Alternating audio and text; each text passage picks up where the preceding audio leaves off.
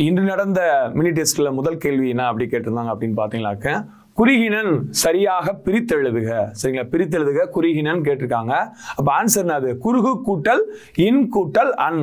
சரிங்களா, இது ஒரு புணர்ச்சி விதியில நீங்க பார்த்தீங்கன்னாக்க உயிர்வரின் உக்குரல் மெய்வெட்டு ஓடும். சரிங்களா, உயிர்வரின் உக்குரல்.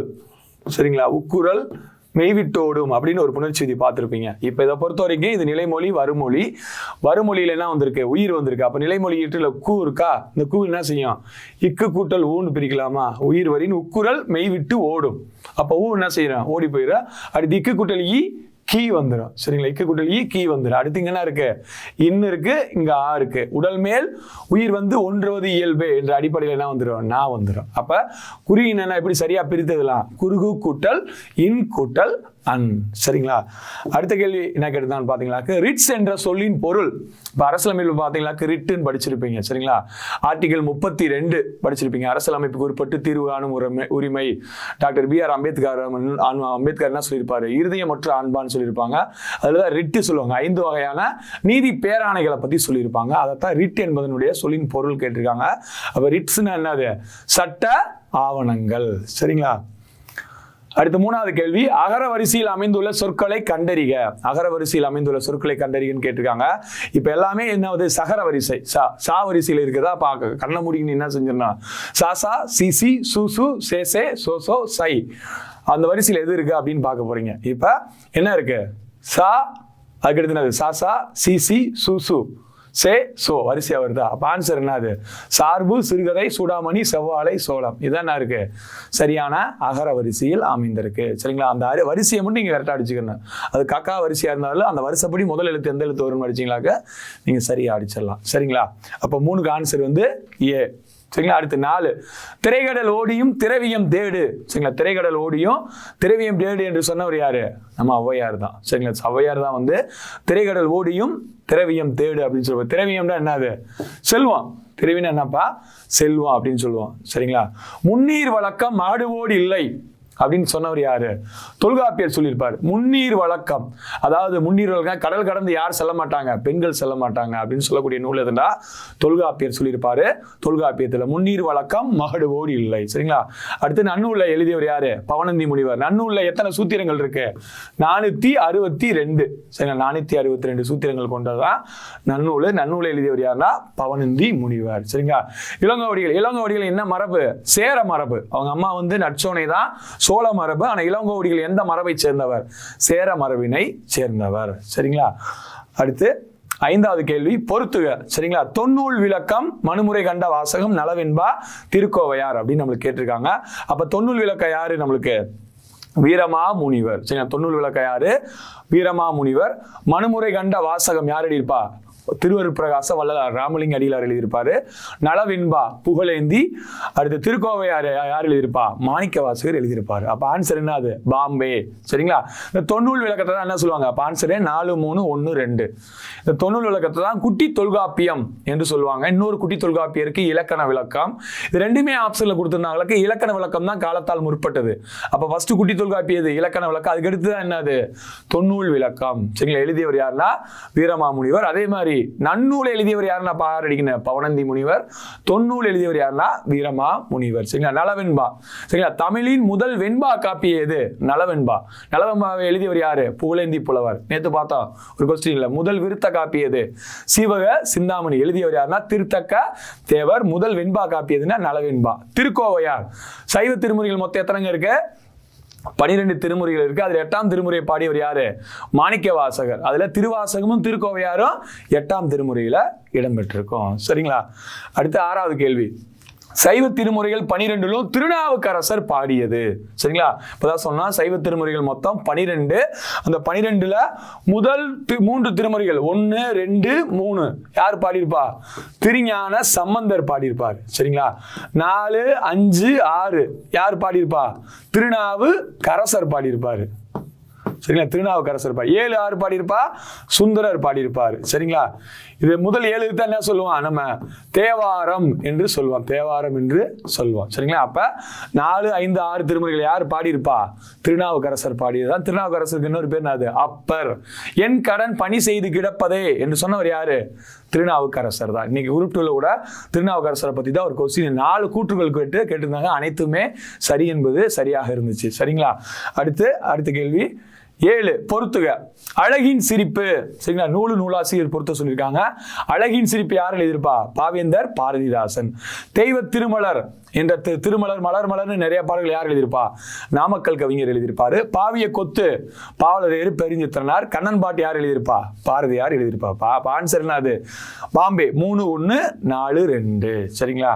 புரட்சி கவிஞர் யாருன்னு பாரதிதாசன் சொல்லுவான். பாரதிதாசன் பல்கலைக்கழகம் எங்க இருக்கு? திருச்சியில இருக்கு. பாரதியார் பல்கலைக்கழகம் எங்க இருக்கு? கோயம்புத்தூர்ல இருக்கு. பாரதிதாசன் திருச்சியில இருக்கு. சரிங்களா? இந்த பாவலரேறு பெருஞ்சித்திரனாருடைய இயற்பெயர் என்ன பார்த்தோம்? துரைமாணிக்கம். ஏற்கனவே குரூப் 2ல கேட்ட கேள்வி. அவருடைய வேற நூல்கள் என்ன சொல்லலாம்? பாவிய கொத்து, கொய்யாக்கனி, ஐயை, பள்ளி பறவைகள், நூறாசிரியம். இதெல்லாம் அவர் எழுதிய மற்ற நூல்கள். சரிங்களா? கண்ணன் பாட்டு எழுதியவர் பாரதியார். அதே மாதிரி குயில் பாட்டு எழுதியது யாருதான்? பாரதியார். கண்ணன் பாட்டு, குயில் பாட்டு, பாப்பா பாட்டு. சரிங்களா? ஆனா புதுவை குயில்னு யார சொல்லுவான்? பாரதிதாசனை சொல்லுவான். குயிலுடைய ஓசை என்னது? குயில் கூவும். ஆனா பாரதியார் மட்டும் என்ன சொல்லியிருப்பாரு? கத்தும் குயில் ஓசை என்று சொல்லியிருப்பாரு. சரிங்களா? அடுத்து 8வது கேள்வி. பெருவெற்றி அல்லவோ அண்ணா என முழக்கமிட்டாய் என்று அறிஞர் அண்ணா யாருக்கு கடிதம் எழுதினார்? பொதுவா தம்பிக்கு அண்ணா கடிதம் யாருக்கு எழுதியிருப்பாரு? தம்பிக்கு எழுதியிருப்பாரு. அதே மாதிரி தம்பிக்கு தங்கைக்கு அப்படி 2 யார் எழுதியிருப்பா? மூவா எழுதியிருப்பாரு. சரிங்களா? தம்பிக்கு தங்கைக்கு 2மே மூவா எழுதியிருப்பாரு. தனியா தம்பிக்கு எழுதின யாருன்னா அறிஞர் அண்ணா எழுதியிருப்பாரு. இதுல பெருவெற்றி அல்லவோ அண்ணா என முழக்கமிட்டா என்று அறிஞர் அண்ணா யாருக்கு கடிதம் எழுதினார்னா தம்பிக்கு கடிதம் எழுதினதாக சொல்லியிருக்காங்க. சரிங்களா?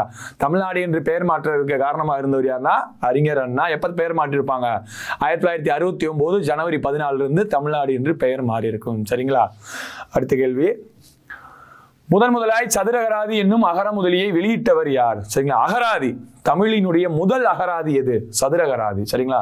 அந்த சதுரம் 4 எப்படி 4 பக்கம் சமமா இருக்குது போல இந்த சதுரகராதியில பெயர், பொருள், தொகை, தொடை இந்த 4 பத்தி சதுரகராதி எழுதியிருப்பாரு. யாரு? வீரமாமுனிவர் தான் தமிழின் முதல் அகராதி சதுரகராதி எழுதியிருப்பாரு. சரிங்களா?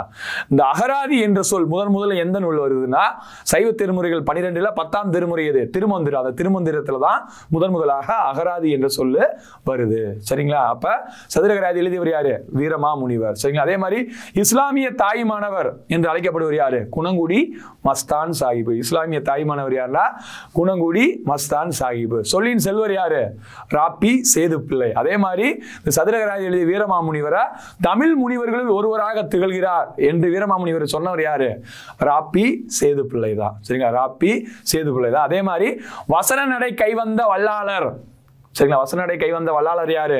ஆறுமுக நாவலார். ஏன்னா அவரை பாராட்டியவர் யாரு? பரிதிமார் கலைஞர். வசனடை கைவந்த வல்லாளர் யாருன்னா ஆறுமுக நாவலர். அவரை பாராட்டியவர் யாருன்னா பரிதிமார் கலைஞர். சரிங்களா? அடுத்து 10வது கேள்வி. குழந்தை திருமண தடைச்சட்டம் நிறைவேற்ற காரணமாக இருந்தவர்கள் ஒருவர். இதுல குழந்தை திருமண தடைச்சட்டம் நிறைவேற்ற காரணமாக இருந்த ஒருத்தர் யாரு?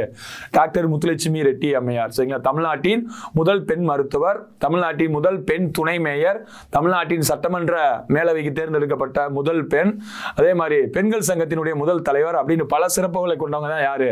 டாக்டர் முத்துலட்சுமி. அவங்க தான் குழந்தை திருமண தடை சட்டம் நிறைவேற்ற காரணமாக இருந்தவர்கள் ஒருவர். சரிங்களா? அதே மாதிரி சாவித்திரிபாய் பூலே யார்? இந்தியாவின் முதல் பெண் ஆசிரியர். இந்தியாவின் முதல் பெண் ஆசிரியர் யாருப்பா? சாவித்திரிபாய் பூலே. அதே மாதிரி மூவலூர் ராமமிர்தம் தமிழகத்தின் அன்னி பேசன்ட். சரிங்களா? தமிழகத்தின் அன்னி பேசன்ட் அம்மையார் என்று அழைக்கப்படுவர் யாரு? மூவலூர் ராமமிர்தம். என்று மூவலூர் ராமமிர்தத்தை சொன்னவங்க யாருன்னா திருவி கல்யாண சுந்தரம். தமிழகத்தின் அன்னி பேசன்ட் மூவலூர் ராமமிர்தம் என்று சொன்னவர் திருவி கல்யாண சுந்தரம். சரிங்களா? அடுத்து 11வது கேள்வி. பின்வரும் தொடர்களில் சரியான விடையினை எடுத்து எழுதுக. என் மாமா வந்தது அப்படின்னு கொடுத்திருக்காங்க. இது வலுல கேட்டிருக்காங்க. இலக்கணத்துல வலு வளா அப்படின்னு 2 இருக்கு. வலு 7 வகைப்படும், வளா 6 வகைப்படும். சரிங்களா? அதுல வலு. சரிங்களா? என் மாமா வந்ததுன்றது வந்தது எதற்கு வரும்? அக்ரிணிக்கு வரும். சரிங்களா? வந்தது என்பது அக்ரிணை. மாடு வந்தது, ஆடு வந்தது என்று அக்ரிணை பெயர்களுக்கு தான் வரும். அது என்ற வார்த்தை வரும். அப்ப ஆனா இங்க இருக்கு என் மாமா என்பது என்னது? மாமா என்பது மனிதன். அப்ப அது என்னது? உயர்திணை. மாமா என்பவர் யாரு? உயர்திணை. என் மாமா வந்தாருன்னு தான் சொல்லியிருக்கேன். அப்ப திணை உயர்திணை அக்கிரிணையில இது குற்றமா இருக்கு. ஏன்னா வலுண்டா குற்றம். அப்ப என் மாமா வந்தது என்ன குற்றம்? திணை வலு. திணை வலு என்பதுதான் இங்க சரியான பதில். அதே மாதிரி மரபு வலு பாத்தீங்கன்னாக்க இப்ப பாரதியார் கத்தும் குயில் ஓசை என்று சொல்றாரு. சரிங்களா? கத்தும் குயில் ஓசை என்பது ஒரு மரபு வலு. குயில் என்ன செய்யும்? கூவத்தான் செய்யும். சரிங்களா? அப்ப அது மாதிரி இந்த வலு என்பது 7 வகைப்படும். சரிங்களா? வலுன்னா அது குற்றம் குற்றமாக இருக்கக்கூடிய ஒன்று. சரிங்களா? அடுத்து 12ஆம் கேள்வி, தேசிய காத்த செம்மல் என திருவிக்கா யாரை பாராட்டியுள்ளார்? பசுமோன் முத்துராமலிங்க தேவரைத்தான் தேசியம் காத்த செம்மல் என்று யார் பாராட்டியிருப்பா? சரிங்களா? திருவி கல்யாண சுந்தரனார் பாராட்டியிருப்பாரு. பசுமன் முத்துராமலிங்க தேவரை சுத்த தியாகி என்று சொன்னவர் யாரு? பெரியார் சொல்லியிருப்பாரு. யார் சொல்லியிருப்பாரு? தந்தை பெரியார் சொல்லியிருப்பாரு. தேசியம் காத்த செம்மல் என்று யார் சொல்லியிருப்பாருன்னா திருவி கல்யாண சுந்தரம் தான் சொல்லியிருப்பாரு, பசுமன் முத்துராமலிங்க தேவர். சரிங்களா? முத்தையா என்ற இயற்பெயர் கொண்டவர் யாரு? கவியரசு கண்ணதாசன். கவியரசு கண்ணதாசனுடைய இயற்பெயர் என்னது? முத்தையா. சரிங்களா? அடுத்து 13வது கேள்வி, விடைக்கேற்ற வினா அமைக்க. மங்கம்மாளின் பெயர் மங்காத புகழோடு விளங்கும் என்பதில் ஐயம் இல்லை. ஒரு பதில் கொடுத்திருக்காங்க, அதற்கு வினா அமைக்கணும். அப்ப யாருடைய பெயர் மங்காத புகழோடு விளங்கும் என்பதில் ஐயம் இல்லை?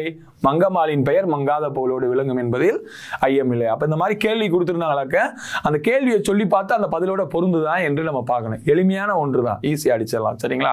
அப்ப அந்த கேள்விக்கு அந்த பொருள் ஆப்டா வருதா? அப்ப இங்க மங்கம்மாளின் பெயர் மங்காத புகழோடு விளங்கும் என்பதில் ஐயம் இல்லைன்னு விட்டுருக்காங்க. சரிங்களா? அப்ப அங்க ஒரு பெயர், அப்ப யாருன்னு கேட்கணும். அப்ப மங்கம்மா யாருடைய புகழ் மங்காம இருக்குன்னு அப்படின்னு கேட்டதா சரியா வரும். அப்ப யாருடைய பெயர் மங்காத புகழோடு விளங்கும் என்பதில் ஐயம் இல்லை. யாருடைய பெயர்? மங்கம்மாளின் பெயர். அப்ப அந்த விடைக்கு கரெக்டா வினா அமைகிற மாதிரி நம்ம பார்த்துக்கணும். சரிங்களா? அடுத்து 14வது கேள்வி, திருக்குறளில் உடைமை என்னும் பெயரில் திருவள்ளுவர் எழுதாத அதிகாரம் எது? சரிங்களா? நம்ம திருக்குறள்ல 133 அதிகாரங்கள் இருக்கு. முதல் அதிகாரம் என்னது? வான் சிறப்பு. சரி, முதல் அதிகாரம் என்னது? கடவுள் வாழ்த்து. கடைசி அதிகாரம் என்னது? ஊடலு வகை. 2வது அதிகாரம் தான் வான் சிறப்பு. முதல் அதிகாரம் கடவுள் வாழ்த்து, கடைசி அதிகாரம் ஊடலு வகை, 2வது அதிகாரம் தான் வான் சிறப்பு. அந்த 133 அதிகாரங்கள்ல உடைமை என்ற பெயர்ல எத்தனை அதிகாரங்கள் இருக்குன்னா 10 அதிகாரங்கள் இருக்கு. சரிங்களா? அன்புடைமை, ஆழ்வினை உடைமை, ஒழுக்கமுடைமை, பொறை உடைமை, ஊக்கமுடைமை, ஆக்கமுடைமை அப்படின்னு உடைமை எத்தனை அதிகாரங்கள் இருக்கு? 10 அதிகாரங்கள் இருக்கு. அதுல உடைமை என்ற பெயர் அதிகாரம் எது? ஒடுக்கமுடை என்ற அதிகாரம் என்ன செய்யாது? வரவே வராது. சரிங்களா? அப்ப ஆன்சர் என்னது? சி. 14க்கு சி. 15 முத்தொள்ளாயிரம் இப்பாடலின் ஆசிரியர் யார்? முத்தொள்ளாயிரம் என்ற ஒரு நூல் 900 பாடல்களை கொண்டது. யாரு? சேர சோழ பாண்டியர்களை பற்றிய 900 பாடல்களை கொண்டதுதான் முத்தொள்ளாயிரம். இதனுடைய ஆசிரியர் பேர் என்ன தெரியல, இன்ன வரைக்கும் யாருன்னு தெரியல, வரலாற்றில் நம்மளுக்கு கிடைக்கல. சரிங்களா? ஆனா இதனுடைய பாடல்கள் 900 எவ்வளவு? 2700 பாட்டு. ஆனா நம்மளுக்கு எத்தனை தான் கிடைச்சிருக்கு? 108 பாடல்கள் தான் கிடைச்சிருக்கு. எத்தனை பாடல்கள் முத்தொள்ளாயிரத்துல கிடைச்சிருக்குன்னா 108 பாடல்கள் தான் கிடைச்சிருக்கு. இது ஒரு 5ஆம் நூற்றாண்டை சேர்ந்த நூலாக இருக்கலாம் அப்படின்னு சொல்றாங்க. சரிங்களா? அப்ப முத்தொள்ளாயிரம் நூலின் ஆசிரியர் யாரு? பெயர் தெரியவில்லை. அதே மாதிரி தமிழ் வீடு தூது. சரிங்களா? சிற்றிலக்கியங்கள்ல தமிழ் வீடு தூது ஆசிரியர் யாரு? நமக்கு இன்ன வரைக்கும் கிடைக்கல. அதே மாதிரி என்ன சொல்லலாம், முக்கூடர் பள்ளு. சிற்றிலக்கியங்கள்ல முக்கூடர் பள்ளியினுடைய ஆசிரியர் இன்ன வரைக்கும் நம்மளுக்கு தெரியல, யாருன்னு தெரியல. சரிங்களா? அதே மாதிரி நல்லாதனார் திரிகடகத்தின் ஆசிரியர் தான் நல்லாதனார். சரிங்களா? திரிகடை எத்தனை பாடல்களை கொண்டது? 100 பாடல்களை கொண்டது. சரிங்களா? விளைகிழான் நல்வேட்டனார். இவர் அருமையா என்ன செஞ்சிருக்காரு? நற்றினியில. சரிங்களா? 8 தொகை நூல்கள் முதல் நூல் எதுனா நற்றினி. அதுல 400 பாடல்கள் இருக்கு. அதுல ஒரு பாட்டு, சரிங்களா, நெடிய மொழிதலும் கடிய ஊறுதலும் செல்வம் அன்றுதான் செய்வினை பயனே என்று பாடியவர் யாரு? விளைகிழான் நல்வேட்டனார். சரிங்களா? ஜெயங்கொண்டார் என்ன எழுதியிருப்பாரு? கலிங்கத்து பரணி ஏற்றியவர் தான் யாரு? ஜெயங்கொண்டார் எங்க பிறந்தாரு? தீபங்குடி என்னும் ஊரில் பிறந்தவர். அவர் எழுதிய சிற்றிலக்கியம் எதுனா கலிங்கத்து பரணி. அதான் அறிஞர் அண்ணா என்ன சொல்லியிருப்பாரு? எனக்கு தமிழில் ஒரு விருப்பமான இலக்கியம் உண்டென்றால் அது கலிங்கத்து பரணி என்று சொன்னவர் யாரு? அறிஞர் அண்ணா. சரிங்களா? அடுத்து 16வது கேள்வி, 4000 திவ்ய பிரபந்தத்தில் 3ஆம் பிரபந்தமாக வைக்கப்பட்டிருப்பது. சரிங்களா? ஆழ்வார்கள் மொத்தம் எத்தனை பேருப்பா? 12 பேர் பாடிய பாடல்களின் தொகுப்பை எவ்வாறு தொகுத்திருப்பாங்க? 4000 திவ்ய பிரபந்தம் என்று தொகுத்திருப்பாங்க. இந்த 4000 திவ்ய பிரபந்தத்தை தொகுத்தவர் யாரு? நாதமுனி. 4000 திவ்ய பிரபந்தத்தை தொகுத்தவர் யாருன்னா நாதமுனி. அதே மாதிரி 12 திருமுறைகளை தொகுத்தவர் யாரு? நம்பி ஆண்டார். இங்க நாதமுனி. சரிங்களா? அப்ப இதுல 4 பிரபந்தம் இருக்கு. 4000 பாட்டு 4 பிரபந்தமா இருக்கு. அதுல 3ஆம் பிரபந்தமாக வைக்கப்பட்டிருக்கிறது ஆண்டாள் அருளியது திருப்பாவை. திருப்பாவையில் எத்தனை பாட்டு இருக்கும்பா? 30 பாடல்கள் இருக்கு. மார்கழி மாதத்தில் பாடக்கூடியது அந்த திருப்பாவை. வேதம் அனைத்திற்கும் வித்து என்று எதை சொல்லுவாங்க? திருப்பாவையை சொல்லுவான். அது எத்தனாவது பிரபந்தமாக வச்சிருக்காங்களா? 3ஆம் பிரபந்தமாக வச்சிருக்காங்க. சரிங்களா? குலசேகர ஆழ்வார் அருளியது என்னது? பெருமாள் திருமொழி. எத்தனை பாடல்கள் இருக்கு? 105 பாடல்கள் கொண்டதுதான் குலசேகர ஆழ்வார் எழுதிய பெருமாள் திருமொழி. சரிங்களா? பெரியாழ்வார் எழுதியது என்னது? திருப்பல்லாண்டு. பல்லாயிரத்தாண்டு பல கோடி நூறாயிரம். கமலுடைய நிறைய பாடல்களை பார்த்தீங்கன்னாக்க இப்போ தசாவதார படத்தில் கூட கேட்கலாம் அந்த பல்லாண்டு பல்லாண்டு அந்த பாட்டு வரும். அதே மாதிரி மன்மதன் நம்புல பல்லாண்டு பல்லாண்டு பல்லாயிரத்தாண்டு பல கோடி நூறாயிரம் நீலவானம் அந்த பாட்டு கேட்டீங்கன்னாக்க அருமையாக வந்து பெரியாளூருடைய பாசுரங்களை அதிகமாக நம்மளுக்கு பயன்படுத்தியிருப்பாங்க. பெரியாளூருடைய வளர்ப்பு மகள் தான் யாரு? ஆண்டாள். சரிங்களா? துளசி வனத்தில் கண்டெடுக்கப்பட்டவர். பெரியாழ்வார் துளசி மாலை செய்து கொடுப்பாங்க. ஆண்டாள் முதல்ல தன்னுடைய கழுத்தில் போட்டுட்டு தான் என்ன செய்வாங்க? இறைவனுக்கு போடுவாங்க. அதனாலதான் ஆண்டாள் என்ன சொல்றோம்? சூடி கொடுத்த சுடற்கொடி அப்படின்னு நம்ம சொல்றோம். சரிங்களா? அதே மாதிரி திருமங்கை ஆழ்வார் சிறிய திருமடல் பெரிய திருமடல் என்ற மடல் என்ற ஒரு சிற்றிலக்கிய வகையை உருவாக்கியவர் யாருன்னா திருமங்கை ஆழ்வார் தான். நம்மளுக்கு குறிப்பில் இப்ப கேட்ட கேள்வி, மடல் என்ற சிற்றிலக்கிய வகை உருவாக்கியவர் யாரு? திருமங்கை ஆழ்வார். அதே மாதிரி திருக்குறுந்தாண்டகம் திருநெடுந்தாண்டகம் என்று எழுதியவர் யாருன்னா திருமங்கை ஆழ்வார் தான். சரிங்களா? அடுத்து 17 சாலை இளந்திரனின் தமிழக அரசின் சிறந்த நூலுக்கான பரிசு பெற்ற நூல் எது அப்படின்னு கேட்டிருக்காங்க.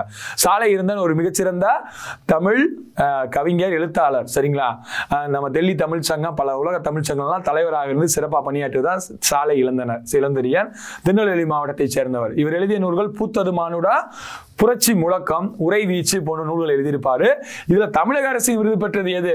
புரட்சி முழக்கம். தமிழக அரசின் விருது பெற்றது எதுப்பா? புரட்சி முழக்கம். அப்ப தேன்மலை எழுதியது யாரு? சுரதா. ஓமை கவிஞர் யாருப்பா? சுரதா எழுதியதுதான் என்னது? தேன்மலை. சரிங்களா? அடுத்து 18 கருத்துப்படம் அமைக்க தொடங்கியவர் யார்? சரிங்களா? கருத்துப்படம் அமைக்க தொடங்கியவர் யாரு? Walt Disney. இவர் தான் ஆங்கிலேய சினிமாவில் தொடக்க காலத்தில் கருத்து படங்களை அதிகமாக அமைச்சிருப்பார். யாருன்னா வால்ட் டிஸ்னி. நம்ம தமிழ் பத்திரிகை துறையில் கருத்து படங்களை ஏற்படுத்தியவர் யாரு? நம்ம மகாகவி பாரதியார் தான். சரிங்களா? இந்தியா விஜயா இதழ்கள்ல முதல்ல கருத்து படங்களை என்ன செஞ்சிருப்பாரு? அமைத்து வெளியிட்டிருப்பாப்ல. சரிங்களா? அவரு கருத்து படங்களுக்காகவே தனியா ஒரு இதழ் அமைக்க ஆசைப்பட்டிருப்பாரு. அதுக்கு என்ன இதழ் பேரிட்டிருப்பாரு? சித்ராவளி அப்படின்ற ஒரு இதழை ஆரம்பிச்சிருப்பாரு. ஆனால் அது வந்து நடத்த முடியாம போயிருக்கேன். இருந்த போதிலும் இந்தியா விஜயா இதழ்களில் வந்து கருத்து படங்களை அறிமுகம் செய்தவர் யாரு? தமிழ்ல முதல்ல நம்ம மகாகவி சுப்பிரமணிய பாரதியார். சரிங்களா? அடுத்து 19 16 செவ்வியல் தன்மைகள் கொண்டது செம்மொழி என கூறியவர். சரிங்களா? 16 நுண்மை, எண்மை, வளமை, தாய்மை அப்படின்ட்டு மைண்டே வரும். எத்தனை மை? 16 செவ்வியல் தன்மைகள் கொண்டது என்று சொன்னவர் யாருன்னா தேவநேய பாவனார். சரிங்களா? 174 சிறப்பு பெயர்கள் கொண்ட ஒரு நபர். சரிங்களா? யாரு?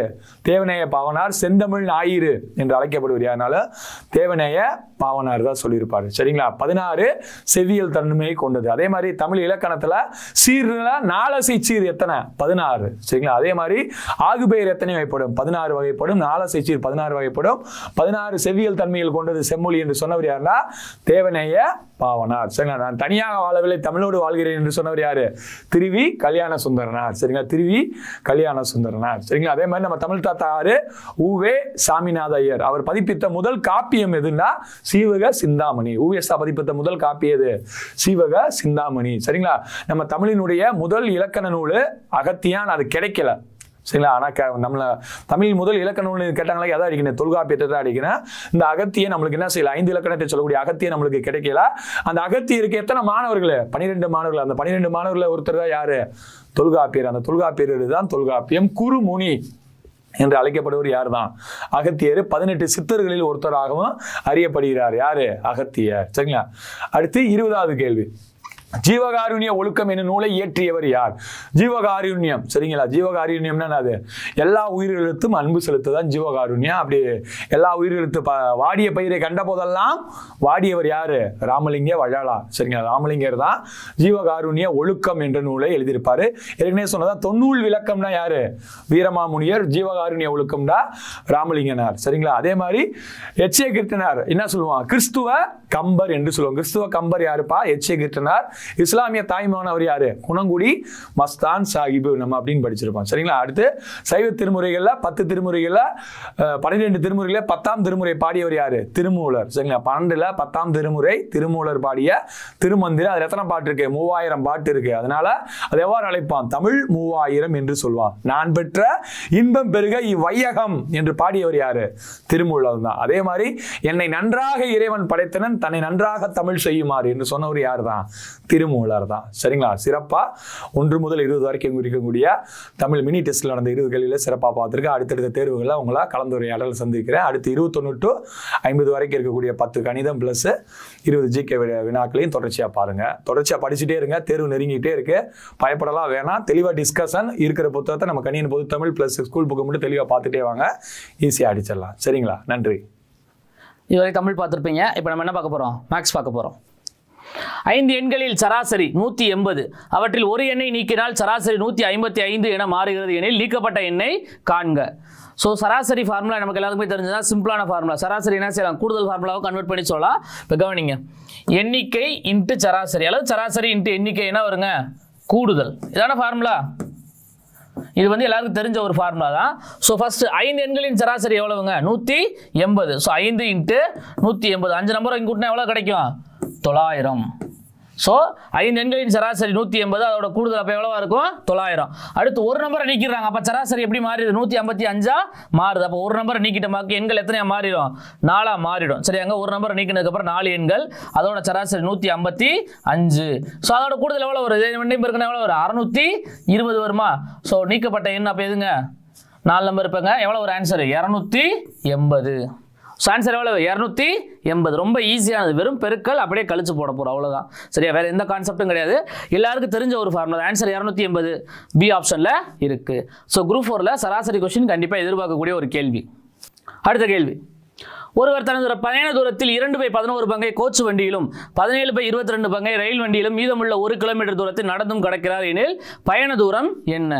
ஸோ இந்த கணக்கை பொறுத்த வரைக்கும் நீங்கள் என்ன செய்யணும்? வேல்யூ எடுத்து அப்ளை பண்ணி பார்க்குறது ஒரு மெத்தட் இருக்குது. சொல்ல புரியுது? வேல்யூ எடுத்து அப்ளை பண்ணுறது ஒரு மெத்தடு, மனக்கணக்காக செய்கிறது ஒரு மெத்தடு, அப்புறம் ஃபார்முலா போகிறது ஒரு மெத்தட் இருக்கும். சரியா, இப்போ கவனிங்க, ஃபர்ஸ்ட் நம்ம கொஞ்சம் ஷார்ட்டாக யூஸ் பண்ணி பார்ப்போம். இப்போ கவனிங்களேன், 2/11 எதில்? கோச் வண்டியில் எவ்வளவு? 2/11. ஸோ கோச் வண்டி 2/11 ப்ளஸ் அடுத்தது ரயில் வண்டி. ரயில் வண்டியில் எவ்வளோ தூரங்க? 17/22. எவ்வளோ தூரம் கடந்து போகிறார். அடுத்து என்ன செய்கிறாரு?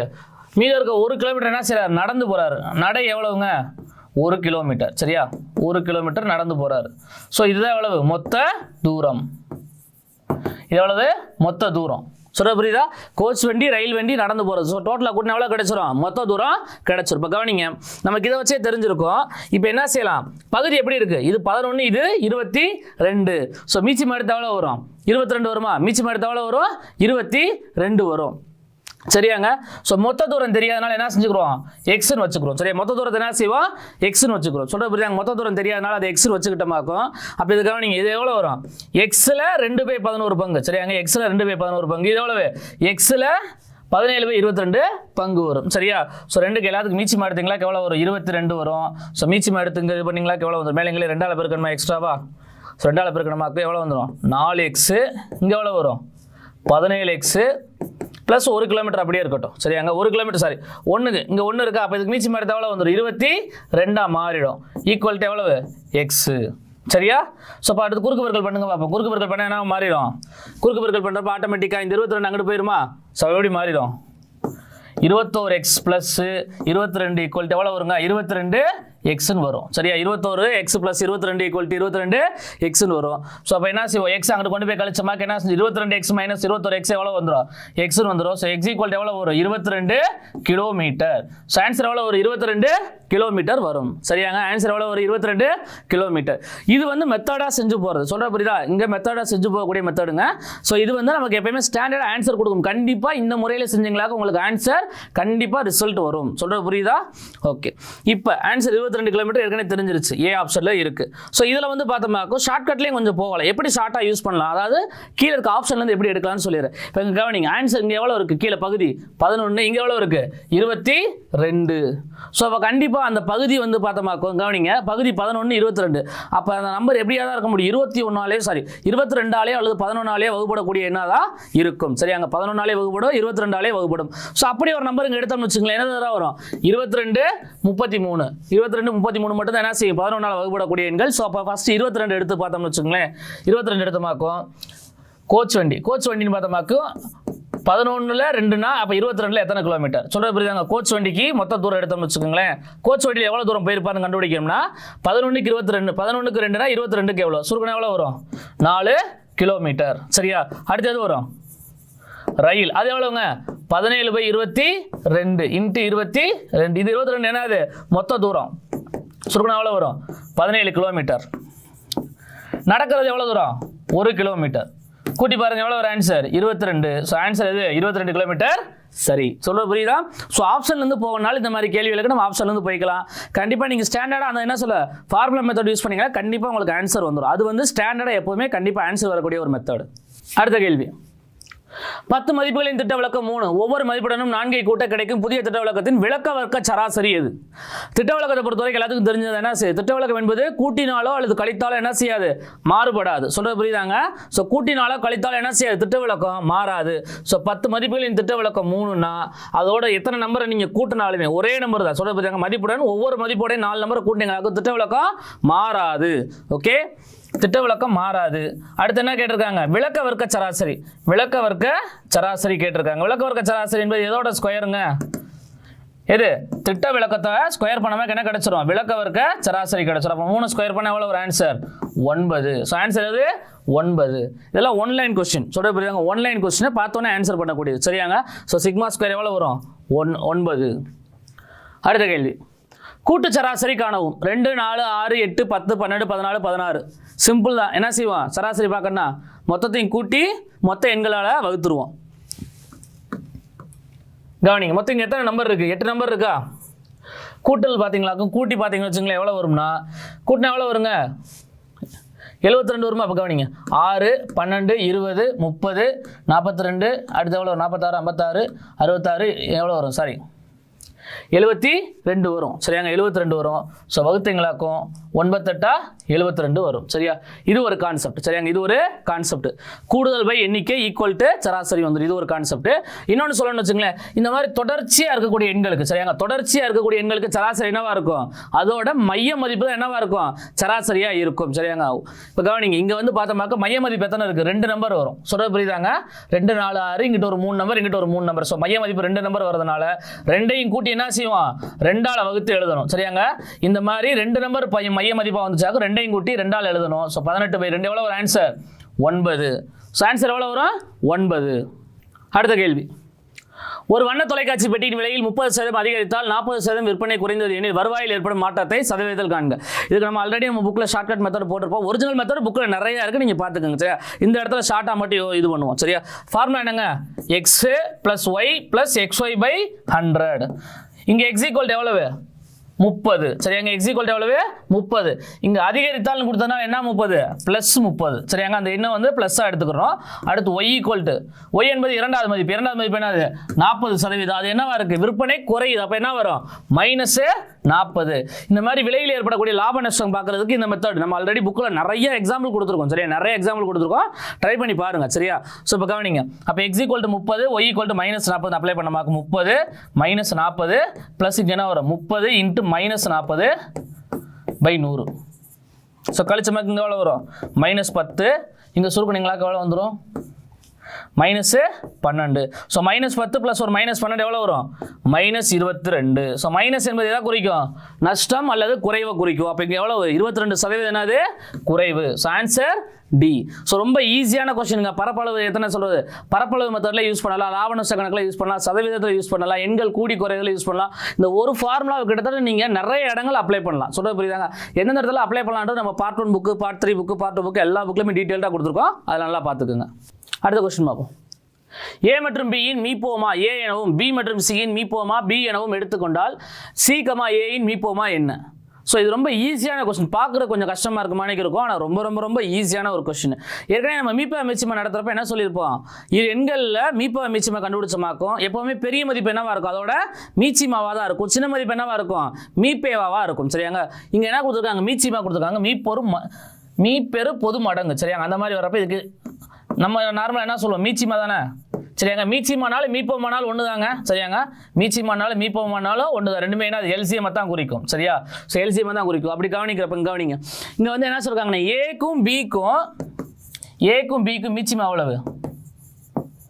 ஏன்னு சொல்லியிருக்காங்க. சரியாங்க? ஏக்கும் பிக்கும் மீச்சிமா என்ன சொல்லியிருக்காங்க? ஏன்னு சொல்லியிருக்காங்க. அப்போ கண்டிப்பாக அதில் பெரிய நம்பர் என்னவா இருக்க முடியும்? ஏயா தான் இருக்க முடியும். இப்போ எடுத்துக்காட்டு சொல்கிறேனே, இப்போ 16 எடுத்துக்கிறோம். 16க்கும் 8க்கும் மீச்சிமா என்ன வரும்? 16க்கு 8க்கு மீச்சிமா என்ன வரும்? 16. ஏன்னா ரெண்டு நம்பருக்குமே பொதுவான எண்கள் அந்த மாதிரி சொல்றப்ப எந்த கான்செப்ட் அதே தான் சரியாங்க. ஏக்கும் பிக்கும் மீச்சிமா பார்த்தமாக்கும் ஏ, ஏன்னா ஏ தான் பெரிய நம்பர், அதுதான் அப்ப அதுக்கு மீச்சிமாவா இருக்கும். அடுத்து என்ன சொல்றாங்க, பிக்கும் சிக்கும் மீச்சிமா சொல்றாங்க சரியாங்க. பிக்கும் சிக்கும் மீச்சிமா சொல்றப்ப அதுக்கு என்ன சொல்லியிருக்காங்க, அதுக்கு பி தான் இருக்குன்றாங்க. அப்ப இந்த பில சில பியும் சில ரெண்டு எது பெரியது, பி தான் பெரிய நம்பர். சொல்றது புரியுதாங்க. ஏன்னா மீச்சிமா எப்பயுமே பெருசா இருக்கும், இங்க பி தான் பெரிய நம்பர்ன்றதுனால அப்ப என்ன இங்கேயும் பி தான் பெரிய நம்பரா இருக்கும். ஸோ அப்ப இதுக்கு வந்து பிசி, இதுக்கு ஒரு எடுத்துக்காட்டுன்னு சொல்லிடுறேன். இது வந்து என்னவா இருக்கலாம், 8 4 நோண்டு வச்சுக்கோ. இப்போ எங்க மீச்சிமா என்ன வரும், 8ஆ இருக்குமா. ஓகே, இப்போ அடுத்தது கவனிங்க, சிக்கும் ஏக்கும் மீச்சிமா என்ன வரும், அல்லது ஏக்கும் சிக்கும் சரியா. இப்போ ஏற்கனவே தெரியும் நமக்கு என்னது, ஏபியில் ஏ தான் பெருசு, பிசியில் எது பெருசு, பி தான் பெருசு. அப்போ இப்படி சொல்லுங்க பாப்பா, இங்க சிஏல எது பெரிய நம்பர், ஏ தான் பெரிய நம்பர். ஸோ அப்போ அதுக்கு மீச்சிமா என்ன வரும், ஏ தான் வரும் சரியா. இப்போ ஏற்கனவே நம்பர் எடுத்து காத்திருக்காங்க, அதில் அப்ளை பண்ணி பார்த்தீங்களா உங்களுக்கு தெரிஞ்சிருக்கும். இங்கே என்ன வரும், சி தானுங்க, இது பியா, அப்ப இது ஏ. சிக்கு ஏக்கும் 4க்கும் 16க்கும் மீச்சிமா எடுத்தா எவ்வளவு வரும், 16 தான் ஆன்சரா வரும். அப்ப ஆன்சர் என்ன வரும், ஏ தான் வரும் சரியாங்க. ரொம்ப ஈஸி, ரொம்ப ஈஸி. மீப்ப மீச்சிமால இப்படியும் கணக்கு கேட்கலாம் அப்படின்றத அதுக்கு ஒரு எடுத்துக்காட்டு. ஓகே, அடுத்த கேள்வி, x square minus 25 by X plus 3 வகுத்தல் X plus 5 whole square by X square minus 9. So ரொம்ப ஈஸியான கணக்கு. ஃபார்முலா பொறுத்த வரைக்கும் நான் ஏற்கனவே சொல்லியிருப்பேன் நமக்கு கிளாஸில். என்னது குரூப் 4 பொறுத்த வரைக்கும் நீங்கள் a + b ஹோல் ஸ்கொயர் அப்புறம் a square minus b square, இந்த ரெண்டு ஃபார்முலா தெரிஞ்சாலே கணக்குகளை ஈஸியாக சால்வ் பண்ணிட்டு போயிட்டே இருக்கலாம். இங்கே அதுதான் வரப்போகுது. இப்போ எக்ஸ் ஸ்கொயர் மைனஸ் 25 எப்படி எழுதலாங்க,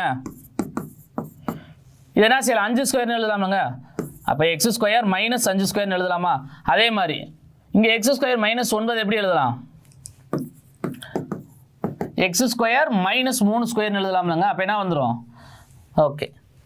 இப்போ இது என்ன மெத்தட் எடுக்கலாம், A square minus B square, அதே A square minus B square formula எடுக்கலாமா. இப்போ கவனிங்க, இதை இங்கே எழுதுனமாக்கும் X square minus 25 by X plus 3 வகுத்தல் சரியா.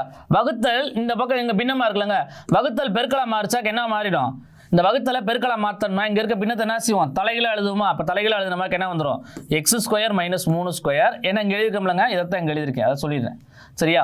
So X square minus 3 square by என்ன வந்துடும், எக்ஸ் பிளஸ் 5 ஹோல் ஸ்கொயர். சொல்ல புரியுதா, நான் ஸ்டெப் பை ஸ்டெப்பாக சொல்லிட்டு இருக்கேன். Okay, so X square minus இங்கே என்ன வந்திருக்கும், இங்கே 5 ஸ்கொயர் போட்டுக்கலாம். ஓகே, அப்போ அப்படி எடுத்த மார்க் என்ன வந்துடும், X plus 5 into X minus 5. அதே மாதிரி இங்கே என்ன வந்துடும், பை எக்ஸ் பிளஸ் 3. அடுத்து என்ன வரும், இங்கே X plus 3 into X minus 3 by என்ன வந்துடும், X plus 5 into X plus 5.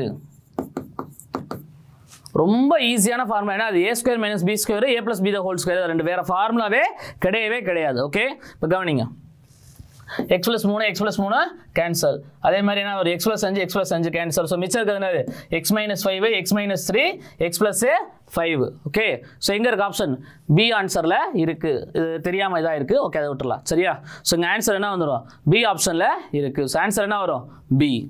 Okay, அடுத்த கொஸ்டின், ஒரு ஐங்கோணத்தின் வெளிக்கோணங்கள் 6:3:4:3:2 என்ற விகிதத்தில் உள்ளன எனில் அதன் உட்கோணங்களின் அளவுகளை காண்க சரியாங்க. ஸோ ஐங்கோணம் ஐங்கோணத்தோட மொத்த கோண அளவு எவ்வளவு, எந்த ஒரு உருவத்துக்குமே அந்த ஃபார்முலா முதல் ஞாபகம் வச்சுக்கோங்க, n-2 இன்ட்டு 180 டிகிரி. இது எந்த ஒரு வடிவத்துக்கும் பொதுவான கோணங்களின் கூடுதலுக்கான ஃபார்முலாங்க சரியாங்க. முக்கோணம்னா எத்தனை பக்கம் இருக்கும், 3 பக்கம் இருக்கும். அப்போ 3 - 2 இன்ட்டு 180. அப்போ 1 இன்ட்டு 180 எவ்வளோ வரும், 180 டிகிரி வரும். இது வந்து முக்கோணத்துக்கு. சொல்ல புரியுதா, n என்பது அந்த பக்கங்களோட எண்ணிக்கை சரியாங்க. n என்பது பக்கங்களோட எண்ணிக்கை. இது ஃபார் முக்கோணத்துக்கு சரியா. அதே மாதிரி சதுரத்துக்கு எடுத்தீங்களாக்க எவ்வளவு வரும், 360 வரும் சரியாங்க. இது 3 பக்கம், இது 4 பக்கம். இப்போ அடுத்துங்க என்ன கொடுத்துருக்காங்க, எத்தனை பக்கம், 5 பக்கமா. ஸோ 5 பக்கம் பார்க்குறப்ப கவனிங்க, 5 பக்கம் இருக்கிறதுக்கு எவ்வளோ வருங்க ஆன்சர். அப்போ n-2 தானே சொன்னேன். அப்போ 5 - 2 இன்ட்டு 180 டிகிரி ஈக்குவல் எவ்வளோ வரும், 3 இன்ட்டு 180 டிகிரி எவ்வளோ வரும், 540 டிகிரி. ஸோ ஒரு ஐங்கோணத்தின் உட்கோணங்களின் கூடுதல் எவ்வளவா இருக்கும், 540 டிகிரியா இருக்கும் சரியாங்க. 540 டிகிரியா இருக்கும். ஓகே, ஸோ இது வந்து உட்கோணங்களின் கூடுதல். இதே இந்த ஐங்கோணத்தின் வெளிக்கோணங்களின் கூடுதல் எவ்வளவா இருக்கும், 360 டிகிரியா இருக்கும். சொல்ல புரியுதாங்க. ஐங்கோணத்தின் வெளிக்கோணத்தின் கூடுதல் எவ்வளவு,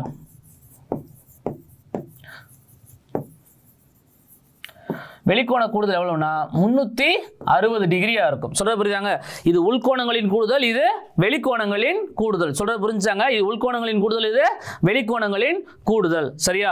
இப்ப கவனிங்க, அது எப்படின்னு சொல்லிடுறேன், நீங்க அது ரொம்ப யோசிக்க வேணாம்.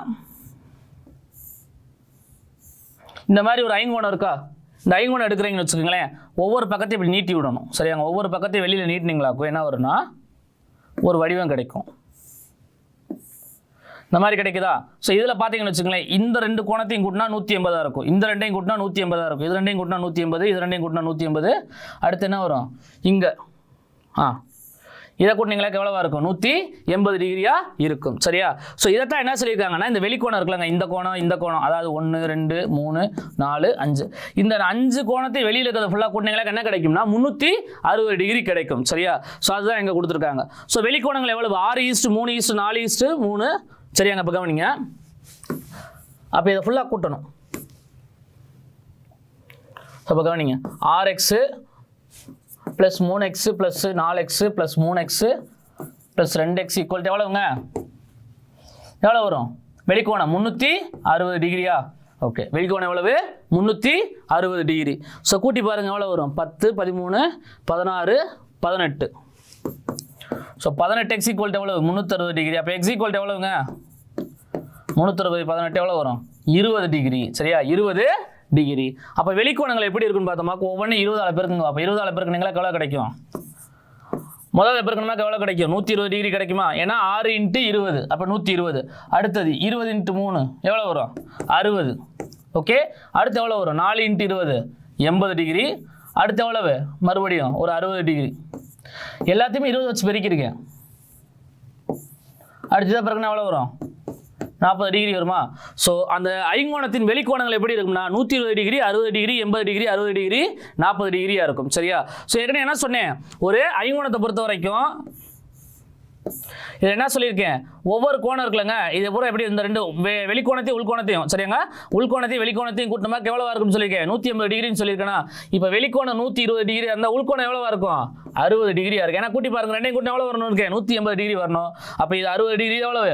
120 டிகிரி. இது எவ்வளவுங்க? அப்போ 100 டிகிரி வருமா? ஓகே, இது எவ்வளோ வரும்? 120 டிகிரி வரும். இங்கே எவ்வளோ வரும்? 140 டிகிரி வரும். சொல்கிறது புரியுதாங்க? ஸோ ஒவ்வொரு கோணத்தையும் கூட்டமாக்கு 180 கிடைக்கும்.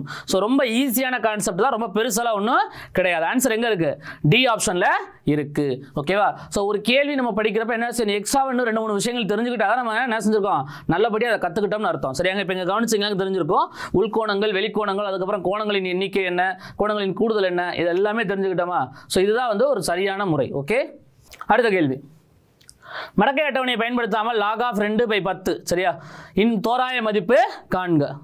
ஸோ ரொம்ப ஈஸியான கொஸ்டின் தான், ரொம்ப பெரிய கொஸ்டின்லாம் ஒன்றும் கிடையாது. சரியா? ஸோ ஆனால் வந்து கொஞ்சம் அண்டர்ஸ்டாண்ட் பண்ணி படிக்கணும். சரியாங்க? லாக பொறுத்த வரைக்கும் நமக்கு ரொம்ப ரேராக தான் கேட்பாங்க. சரியாங்க? லாக பொறுத்த வரைக்கும் நமக்கு ரொம்ப ரேராக தான் கேட்பாங்க. இப்போ கவனிங்க, எப்பயுமே என்ன செய்வோம், நாங்கள் கொடுத்துருக்க நம்பரை வந்து இது எப்படி எழுதலாம்? log of a. சரியாங்க?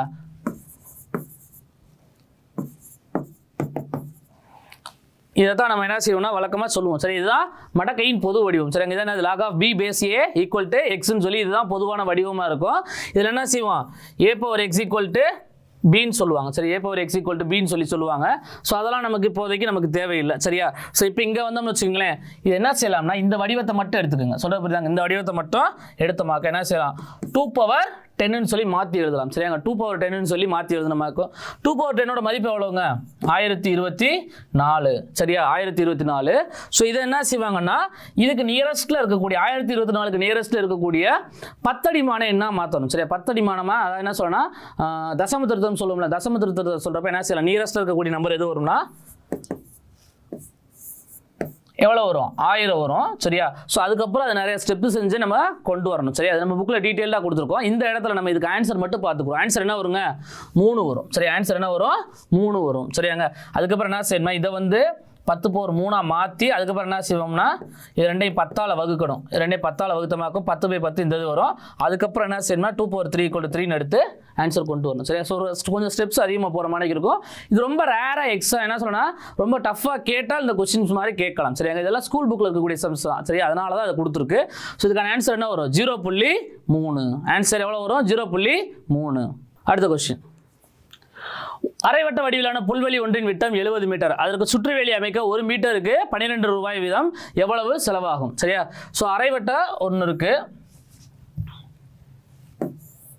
ஸோ இந்த அரைவட்டத்தை சுற்றி என்ன செய்ய போகிறாங்கன்னா வேலி அமைக்க போகிறாங்க. சரி, இந்த பக்கத்தில் ஃபுல்லாமே என்ன செய்ய போகிறாங்க, வேலி அமைக்க போகிறாங்க. சரியாங்க, மொத்தம் இங்கே கவனிங்க, அந்த புல்வெளியோட விட்டு எவ்வளவுங்க, 70 மீட்டர். சரியா, ஸோ டோட்டல் இங்கேருந்து இங்கே வரைக்கும் எவ்வளவு, 70 மீட்டராக இருக்கும். அப்போ ஆறு எவ்வளவு, 35 மீட்டர். சரி, ஆறு எவ்வளவு, 35 மீட்டர். சரியா, ஸோ இப்போ அரைவட்டத்தின் சுற்றளவுக்கான ஃபார்முலா என்ன வரும், முழு வட்டத்துக்கு சுற்றளவு ஃபார்முலா என்னங்க, முழு வட்டத்தோட சுற்றளவு ஃபார்முலா. சரியா, முழு வட்டத்தோட சுற்றளவு ஃபார்முலா பார்த்தோம்னா என்ன வரும், 2πr வரும். சரியா, அப்போ அரைவட்டத்துக்கு பார்க்குறப்ப πr. சரியா, அரைவட்டத்துக்கு பார்க்குறப்ப என்ன வரும், πr. இதில் அடிஷனலாக பார்த்தோமாக்கும் இந்த வெளிப்பக்கம் தான் முழு வட்டத்துக்கு 2πr. சரியா, ஸோ இப்போ இங்கே பாதி மட்டும் எடுத்ததுனால இது வந்து πr, இங்கே ஒரு என்ன வரும், 2r வரும். சரியாங்க, ஸோ πr + 2r. இப்போ கவனிங்க, அப்போ 22/7 × 35, ஏன்னா r எவ்வளோ எடுத்துருக்கும், 35 + 2 × 35. ஸோ 110 + ஒரு 70 வருமா, அப்போ எவ்வளோ வரும், 180 மீட்டர். ஸோ மொத்தமாக வேலி அமைக்கக்கூடிய பரப்பு எவ்வளோ, வேலி அமைக்கக்கூடிய சுற்றளவு பகுதி எவ்வளவு, 180 மீட்டர். சரியா, 180 மீட்டர். ஒரு மீட்டருக்கு எவ்வளவு செலவு சொல்லியிருக்காங்க, 12 ரூபா சொல்லியிருக்காங்களாங்க. ஒரு மீட்டருக்கு எவ்வளவு, 12 ரூபா.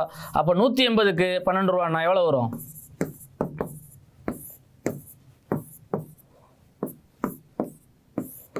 எவ்வளவு, 2160. ஆன்சர் எவ்வளவு, 2160 ரூபா வரும். சரி, ரொம்ப ஈஸியானது. கண்டிப்பாக அளவியல்ல இருந்து ஒரு கேள்வி கேட்பாங்க.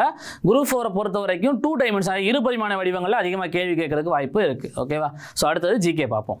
இது வரைக்கும் நம்ம மேக்ஸ் பார்த்துருக்கோம், தமிழ் பார்த்துருக்கோம். இப்போ பொது அறிவு பார்க்க போகிறோம். 31 வெப்பநிலை தனிநிலை 0 என்பது நீர் பனிக்கட்டியாதல், அனைத்து பொருள்களும் திடநிலையாதல், ஒரு பொருளில் உள்ள அனைத்து துகள்களும் ஓய்வு நிலைக்கு வருதல், நீர் ஆவியாதல். சரியான ஆன்சர் பார்த்தீங்க அப்படின்னா ஒரு பொருளில் உள்ள அனைத்து துகள்களும் ஓய்வு நிலைக்கு வருதல். சரிங்களாப்பா, அதுக்கப்புறம் இதில் என்ன கொஸ்டின் கேட்கலாம் அப்படின்னா, தனிச்சுழி வெப்பநிலை என்பது என்ன அப்படின்னு கேட்பாங்க. தனிச்சுழி வெப்பநிலை, தனிச்சுழி வெப்பநிலை, தனிச்சுழி வெப்பநிலை கெல்வினா இருந்தா 0 கெல்வின், செல்சியஸா இருந்தா -273 டிகிரி செல்சியஸ். நல்லா பார்த்துக்கணுமோ, தனிச்சுழி வெப்பநிலைன்னா கெல்வினா இருந்தால் தான் 0 கெல்வின், செல்சியஸ் அப்படின்னா -273 டிகிரி செல்சியஸ். அணு மாதிரியில் எலக்ட்ரான் சுற்றுவட்ட பாதை நீள்வட்டமானது என்ற கருத்தை கூறியவர் யார்? J Thomson, Rutherford, Niels Bohr, Sommerfeld. சரியான ஆன்சர் சாமர்ஃபீல்டு. இவர் ஜே தாம்சன் என்ன பண்ணாரு அப்படின்னா எலக்ட்ரானை கண்டறிந்தவர், எலக்ட்ரானை கண்டறிந்தவர். ரூதர்போர்ட் அணுவினுடைய உட்கருவை கண்டறிந்தவர், அணுவின் உட்கருவை கண்டறிந்தவர்,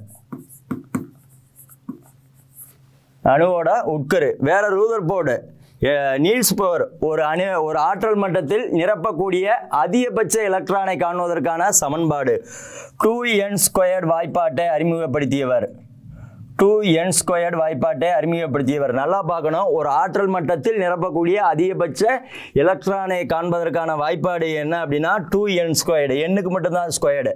இப்போ KLMN அப்படின்னு கேட்பாங்கப்பா. நீல்ஸ் போர் சொன்ன வாய்ப்பாடு என்ன அப்படின்னா ஒரு ஆற்றல் மட்டத்தில் நிரப்பக்கூடிய அதிகபட்ச எலக்ட்ரானை காண்பதற்கான வாய்ப்பாடு 2n². இந்த எண்ணோட வேல்யூ கேவுக்கு என்ன அப்படின்னு பார்த்தீங்கன்னா 1, எல்லுக்கு பார்த்தீங்க அப்படின்னா 2, எம்முக்கு பார்த்தீங்க அப்படின்னா 3, எண்ணுக்கு பார்த்தீங்க அப்படின்னா 4. அப்போ கே ஆற்றல் மட்டத்தில் நிரப்பக்கூடிய அதிகபட்ச எலக்ட்ரான் அப்படின்னு கேட்குறாங்க. கே ஆற்றல் மட்டத்தில் நிரப்பக்கூடிய அதிகபட்ச எலக்ட்ரான் அப்படின்னா இந்த வாய்ப்பாடில் 2க்கு எண்ணுக்கு பக்கத்தில் 1 போட்டுருங்க. அப்போ 1² வந்து 1, அப்போ என்ன ஆயிரும் 1. அப்போ எல் ஆற்றல் மட்டத்தில் நிரப்பக்கூடிய அதிகபட்ச எலக்ட்ரான் எண்ணுக்கு பக்கத்தில் 2 போட்டுருங்க. அப்போ 2² 2 × 4 எவ்வளோ வந்துரும்ப்பா, 8 வந்துடும். 2 × 4 8. அப்போ எம் ஆற்றல் மட்டத்தில் நிரப்பக்கூடிய அதிகபட்ச எலக்ட்ரான் எண்ணுக்கு பக்கத்தில் எண்ணோட வேல்யூவில் 3 போட்டுருங்க. அப்போ 3², 2 × 9 18.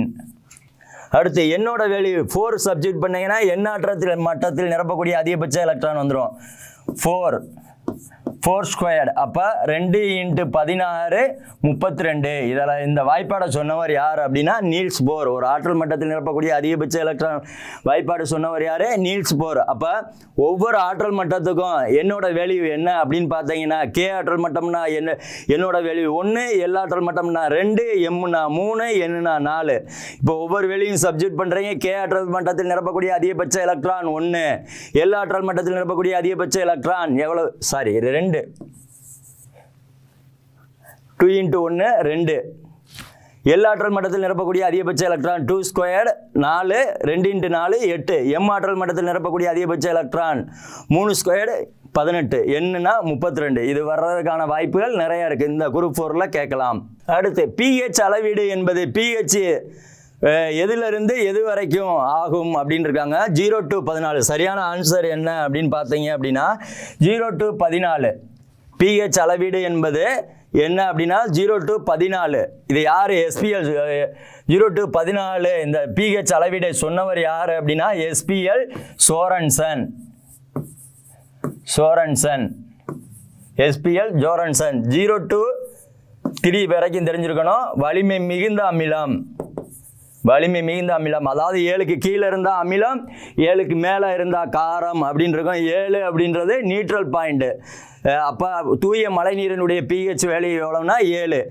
0 to 3 இருந்தால் வலிமை மிகு அமிலம், 4 to 6 இருந்தால் வலிமை குறைந்த அமிலம், 7 வந்து அமிலமாகவும் இருக்காது காரமாகவும் இருக்காது.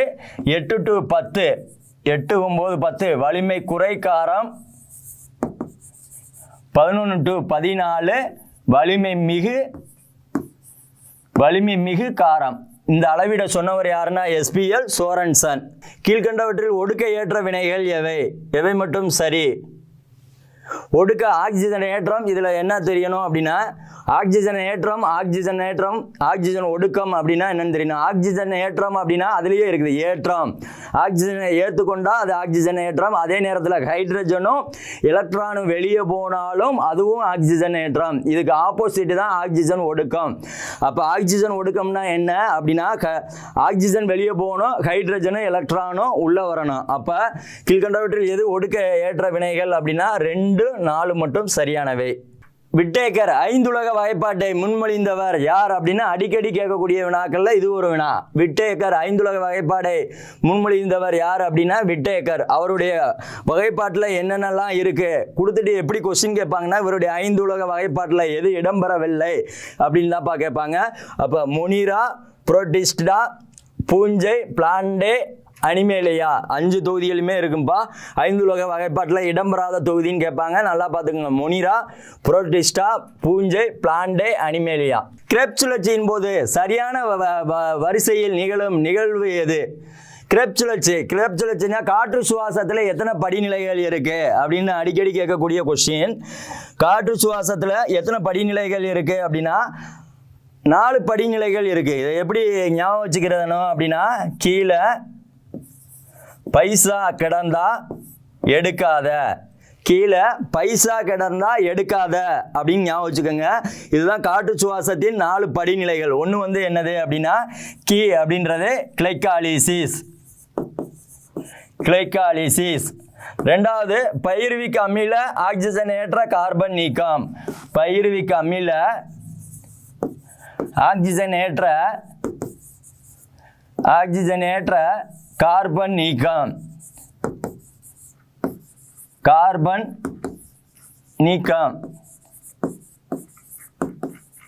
மூணாவது கிரெப்ஸ் சுழற்சி.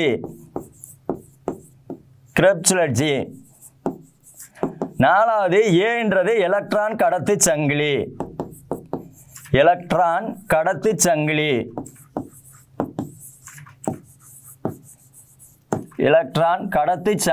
இந்த 4 தான். அப்போ காற்று சுவாசத்தின் 4 படிநிலைகள் என்ன அப்படின்னா கிளைக்காலிசிஸ், கீழே பைசா கடந்தா எடுக்காத, 1 கிளைக்காலிசிஸ், 2வது பயிர்விக் அமில ஆக்சிஜனேற்ற கார்பன் நீக்கம், 3வது கிரெப்ஸ் சுழற்சி, 4வது எலக்ட்ரான் கடத்து சங்கிலி. இதில் கொஸ்டின் எப்படி வரும் அப்படின்னா இந்த கிளைக்காலிசிஸ் அப்படின்னா மெயினாக இஎம்பி வழித்தடம் மறந்துடக்கூடாது.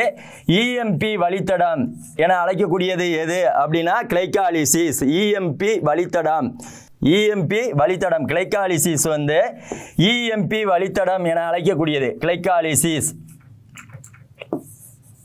இஎம்பி வழித்தடம். எம்டன், ஈன்றது எம்டன், எம்ன்றது மேயர், பீன்றது பெர்னானஸ். இவங்க 3 பேரும் கண்டுபிடிச்சதுனால அதை இஎம்பி வழித்தடம் அப்படின்னு சொல்றாங்க. இது காற்று சுவாசம் காற்றில்லா சுவாசம் ரெண்டுக்கும் பொதுவான நிகழ்ச்சி எது அப்படின்னா கிளைகாலிசிஸ். கிளைகாலிசிஸ் இந்த 4 படிநிலைகள்லையும் கிளைகாலிசிஸ் மட்டும் செல்லினுடைய எந்த நுண்ணுறுப்புல நடக்கும் அப்படின்னு கேட்பாங்க. சைட்டோபிளாசத்தில் நடக்கும். மிச்சம் 3 எங்க நடக்கும் அப்படின்னா மைட்டோகாண்ட்ரியாவில் நடக்கும். செல்லின் ஆற்றல் மையம் அப்படின்னா மைட்டோகாண்ட்ரியா, செல்லின் ஆற்றல் நாணயம் அப்படின்னா ஏடிபி. அடிக்கடி தொடுக்கக்கூடிய வினாக்கள்ல இப்ப வந்து பாருங்க, நமக்கு என்ன கொஸ்டின் கிரெப்ஸ் சுழற்சியின் போது சரியான வரிசையில் நிகழும் நிகழ்வு எது அப்படின்னு கேட்டிருக்காங்க. ஒன்னு ஐசோசிட்ரிக் அமிலம், ஆக்சாலோ. சரியான ஆன்சர் பார்த்தீங்கன்னா ஐசோசிட்ரிக் அமிலம் எதுவா மாறும் அப்படின்னா ஆல்பா ஹீட்டோ குல்டாரிக் அமிலமாக மாறும். அதுக்கப்புறம் ஆக்சாலோ அசிட்டிக் அமிலமாக மாறும். இதில் எப்படி ப்ராடக்ட் 1/1 வரும் அப்படின்னு பார்த்தீங்க அப்படின்னா இதில் final first starting product Krebs சுழற்சியில் ஆரம்ப படிநிலை அசிட்டைல் கோயே அப்படின்ற ப்ராடக்ட் இருக்கும். Acetyl CoA, acetyl கோயே. இது எப்படி கன்வெர்ட் ஆகும் அப்படின்னா சிட்ரிக் அமிலம்.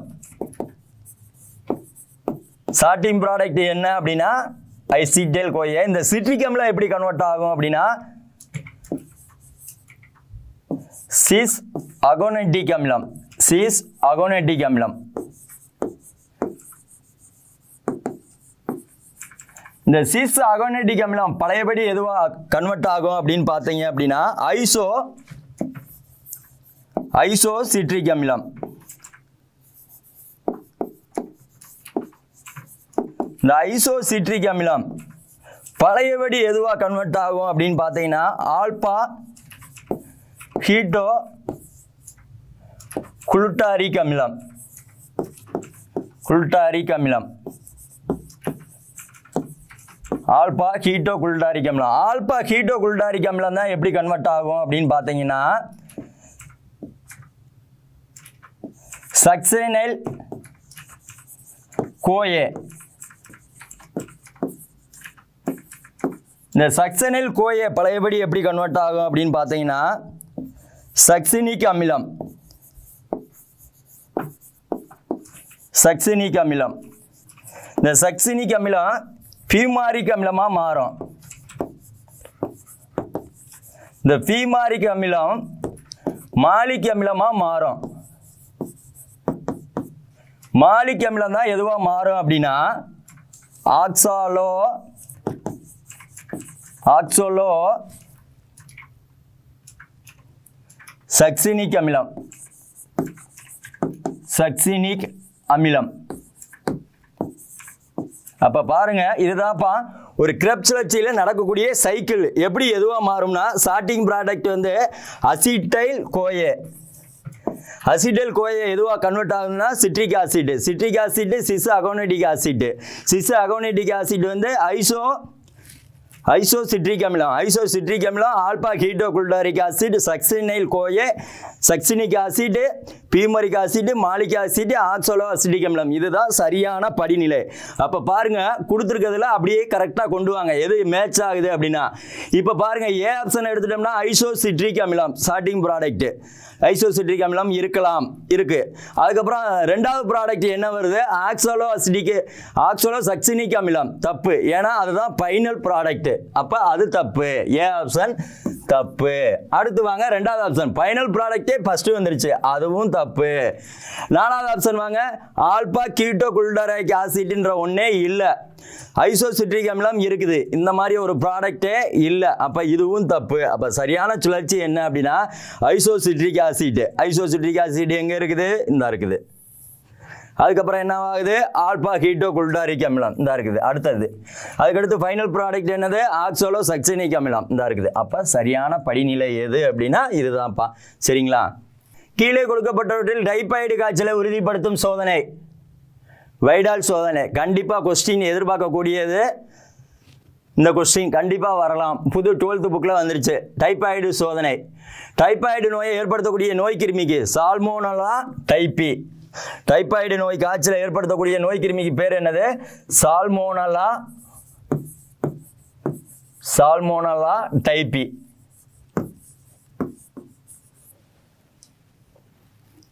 அடுத்த கொஸ்டின் போலாம்ப்பா. கீழ்கண்டவற்றில் எதனை தடகள வீரர்கள் தங்களுடைய தசைகளின் ஆற்றல் மற்றும் செயல்பாட்டினை அதிகரிக்க எடுத்துக்கொள்கின்றனர்? வளர்மாற்ற ஸ்டீராய்டுகள். இந்த இன்சுலின் எதுக்கு வரலாம்? இன்சுலின் பற்றாக்குறையினால வரக்கூடிய நோய்க்கு பேர் என்ன அப்படின்னா, இன்சுலின் பற்றாக்குறையினால வரக்கூடிய நோய் வந்து டயாபெட்டஸ்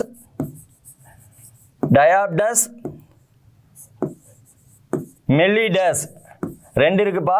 டயாபெட்டஸ் மெல்லிடஸ் ஒன்று இருக்குது, டயாபெட்டஸ் இன்சிபிடஸ் ஒன்று இருக்குது.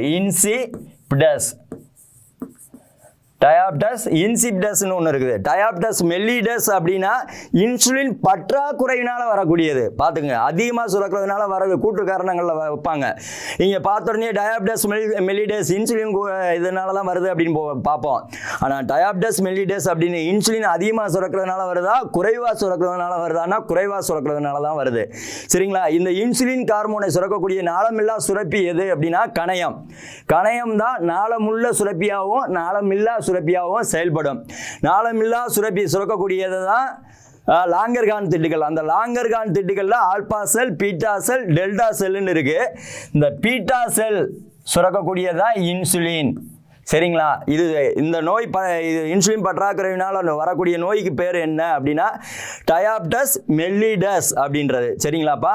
டயாபெட்டஸ் மெல்லிடஸ். டயாபெட்டஸ் இன்சிபிடஸ் அப்படின்றது வாசோப்ரெசின், அதாவது வாசோப்ரெசின் பிட்யூட்டரியினுடைய பின்கதுப்பு அல்லது ஏடிஹெச் ஆன்டிடையூரெடிக் ஹார்மோன். பின்கதுப்பு சுரக்கக்கூடிய வாசோப்ரெசின் அல்லது ஏடிஹெச் சிறுநீர் பெருக்கதிர்க்கு ஹார்மோன். சிறுநீர் பெருக்கதிர்க்கு ஹார்மோன் அப்படின்னு கேட்பாங்க. அதிக அளவு சிறுநீர் வெளியே போய்கிட்டே இருக்கும், அதுக்கு பேர் பாலியூரியா. சிறுநீர் வெளியே போய்கிட்டே இருக்கும், பாலியூரியா. யூரின் வெளியே போயிடுச்சுன்னா தண்ணி அதிகமாக குடிப்பான், பாலிபேஜியா.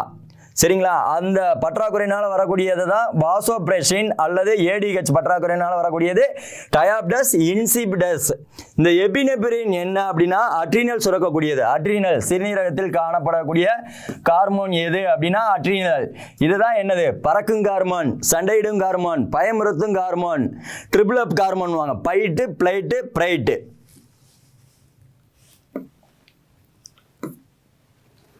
வாங்க, பெண் விடுதலைக்காக இயற்றப்பட்ட சட்டங்களை காலை வரிசைப்படுத்தி எழுதுக. பாருங்கப்பா, ஒவ்வொன்றையும் பாருங்க. இப்போ பார்த்த உடனே தெளிவாக தெரியும். கடைசி சட்டப்பட்ட இயற்றங்களை வரிசைப்படுத்தி எழுதுக அப்படின்னா ஃபர்ஸ்ட் சாரதா சட்டம் எப்போ இயற்றப்பட்டது? சாரதா சட்டம் 1930. சதி ஒழிப்பு சட்டம் 1829. எப்போ? டிசம்பர் 4. வில்லியம் பெண்டிங் பிரபு இருக்கும் பொழுது ராஜாராம் மோகன் ராய். விதி எத்தனை அப்படின்னா 17. விதி 17 படி 1829 டிசம்பர் 17. வரதட்சணை தடை சட்டம் 1961. தேவதாசி ஒழிப்பு சட்டம் 1947. இப்போ காலவரிசைப்படுத்துங்க. ஃபர்ஸ்ட் என்ன வருது? 2 1829. இப்போ பார்த்த உடனே அடிக்கலாம். ஒன்று என்ன தெரியும்னா 1961. இது 3பா, இது 3. பார்த்த உடனே நமக்கு என்ன தெரியணும்? 3 வரதட்சணை தடை சட்டம் தான் ஆஃப்டர் சுதந்திரத்துக்கு அப்புறம் போட்டாங்க. சுதந்திரத்துக்கு அப்போ கடைசி வந்து 3 வரணும். எந்த ஆப்ஷன் பார்க்கணும்? ஏயா டியா அப்படின்றதான். அப்போ இதையும் ஈஸியாக எலிமினேட் பண்ணிடணும் ஃபஸ்ட்டு பார்த்த உடனே. அதுக்கப்புறம் ஏயா டியான்னு வரணும். ஃபஸ்ட்டு என்னது? சதி ஒழிப்பு சட்டம் 1829. இங்கே 1 வருது. 1 வந்தால் சாரதா சட்டம் 1930 தான். இது வில்லியம் பெண்டிங் பிரபு இருக்கப்பயே போட்டுருவாங்க. அப்போ எது தான் ஆன்சர் ரைட்டு? டி தான் ஆன்சர் ரைட்டு. இந்த மாதிரி ஆப்ஷன் கொடுத்தாங்க அப்படின்னா முதல்ல தெரிஞ்சதுலேருந்து ஈஸியாக கரெக்டாக பார்க்கணும். எதுவுமே தெரியலன்னு யோசிக்கக்கூடாது. ஒன்று தெரிஞ்சால் கூட ஈஸியாக போயிடலாம். எப்பொழுது மெட்ராஸ் இந்து சமுதாய சீர்திருத்த இயக்கம் தோற்றுவிக்கப்பட்டது? 1891. வேற 1893. முக்கியமானது 1893 இல்பர்ட் மசோதா சர்ச்சை. இல்பர்ட் மசோதா எந்த பிரபு? ரிப்பன் பிரபு இருக்கும் பொழுது. ரிப்பன் பிரபு இல்பர்ட் மசோதா சர்ச்சை ரிப்பன் பிரபு இருக்கும் பொழுது. அப்போ ஆன்சர் என்ன அப்படின்னா 1891. பொறுத்துக. குதுப்பு மினார், வெற்றி கோபுரம். குதுப்பு மினாரை யார் கட்ட ஆரம்பிச்சது அப்படின்னா குத்புதீன் ஐபக். யார் முடிச்சது அப்படின்னா உங்களுக்கு எல்லாம் இது எளிமையான கொஸ்டின் தான், இல்துமஸ். அதுக்கடுத்து 2. அப்போ என்ன வரணும்? ஃபர்ஸ்ட்டுக்கு வந்து 2 வரணும். ஃபர்ஸ்ட்டுக்கு ஏக்கு வந்து 2. இப்போ பார்த்தோம்னா இது அவுட்டு, டி அவுட்டு. அடுத்து வாங்க அலைதர்வா. அடுத்து வந்து லோட்டன் மசூதி, வங்காள பாணி கொண்ட முதல் சிறந்த நினைவு சின்னம். 2, 1 இதுவும் வருது. அதுக்கடுத்து குவாத் உல் இஸ்லாம், என்னப்பா? இஸ்லாமின் பலம். அப்போ 2, 1, 4, 3. அலைதர்வா ஷா. அப்போ டி 3. இஸ்லாமிய கட்டடக்கலையின் பொக்கிஷ ரத்தினம். அப்போ 4 பாருங்க. 2, 1, 4, 3 இந்த மாதிரியே பொறுத்துக்க கேட்டால் நீங்கள் கீழே இப்படி எழுதி பாருங்க. 2, 1, 4, 3 எடுத்து எழுதிட்டு அதுக்கப்புறம் மேட்ச் பண்ணுங்க. அப்போ தான் கரெக்டாக வரும். சரிங்களா? வ.உ.சி. சிதம்பரம் பற்றிய கீழ்கண்ட வாக்கியங்களை கவனிக்கவும். இவர் சுதேசி கப்பல் கம்பெனியை தொடங்கினார். கண்டிப்பாக தொடங்கினார். சரிங்களா? இவர் கண்டிப்பாக தொடங்கினார். இவரை ஆங்கிலேய நீதிபதி E.H. வேல்ஸ் என்பவர் எப்பொழுதும் குறை கூறினார். அதை விட்டுருங்க, அடுத்து வருவோம். இவர் பாலகங்காதர திலகரின். கண்டிப்பாக வ.உ.சி. சிதம்பரம் இவங்கெல்லாம் என்னது, மிதவாதியா தீவிரவாதியானா தீவிரவாதி தான்.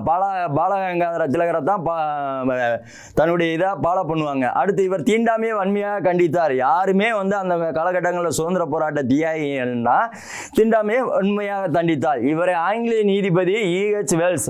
அப்போ கண்டிப்பாக என்னெல்லாம் ரைட்டு? 1, 3, 4 மட்டும் ரைட்டு. இவர் ஆங்கில நீதிபதி E.H. வேல்ஸ் என்பவர் எப்பொழுதும் குறை கூறினார். குறை கூறவே கிடையாது, குறை கூறுனது கிடையாது. இவருக்கு சப்போர்ட் பண்ணதுனால தான் அவர் வ.உ.சி. சிதம்பரம் தன்னுடைய மகனுக்கு கூட வேலரசன் அப்படின்னு பேர் வச்சிருப்பாரு. சரிங்களா? அப்போ என்னது ரைட்டு? 1, 3, 4 மட்டும் ரைட். சரியானது என்னது? 1, 3, 4. சூரியனை சுற்றும் புவியின் இயக்கமானது சீரான சுழற்சி இயக்கம். இது பார்த்தோன்னா போட்டுருவீங்க. சூரியனுடைய அடுத்து சூரியனில் என்ன கொஸ்டின் கேட்கலாம் அப்படின்னு பார்த்தீங்கன்னா, சூரியனுடைய ஆற்றலானது நம்மளை வந்தடையக்கூடியது வெப்ப கடத்தல், வெப்பச்சலனம், வெப்ப கதிர்வீசல். 3 முறையில் வெப்பமானது கடத்தப்படும்பா. வெப்பமானது எத்தனை முறையில் கடத்தப்படலாம்? 1 வந்து வெப்ப கடத்தல், திடப்பொருளாக இருந்தாவே அது வெப்ப கடத்தல் தான். 2வது வெப்பச்சலனம், வெப்பச்சலனம்.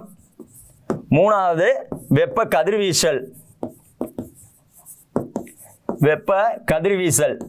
வெப்ப கதிர்வீசல் முறையில் தான் இந்த சூரியனுடைய ஆற்றலானது நம்ம புவியை வந்தடையும். அதுக்கப்புறம் பார்த்தீங்கன்னா அணுக்கரு பிளவா அணுக்கரு இணைவா? சூரியன் விண்மீன்களில் கேட்டாங்கன்னா அணுக்கரு இணைவு.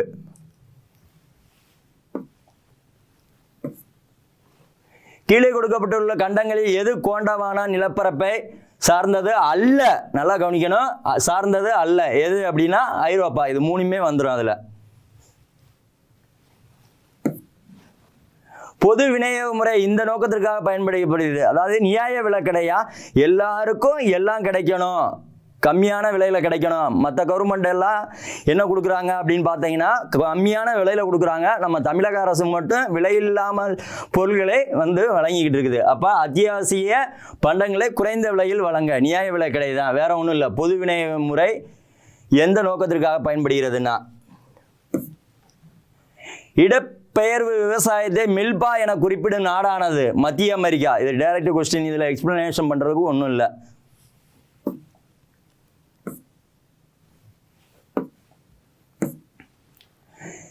கீழ்கண்ட வாக்கியங்களை கருத்தில் கொள்க. இந்திய ரிசர்வ் வங்கி வட்டி விகிதங்களையும் ரொக்க இருப்பு விகிதத்தையும் உயர்த்துகிறது, உறுதியாக உயர்த்துகிறது. அடுத்து பாருங்க, காரணம் விலையேற்றத்தை கட்டுப்படுத்த தான். அப்ப ஏ மற்றும் ஆர் இரண்டும் சரியானதுதான் ஆன்சர். யாருடைய தலைமையின் கீழ் மாநிலங்களில் மறுசீரமைப்பு ஆணையம் நடைபெற்றது? பைசல் அலி. இதெல்லாம் அடிக்கடி கேட்கக்கூடிய வினாதான், உங்களுக்கு தெரிஞ்சிருக்குன்னு நினைக்கிறேன். பைசல் அலி.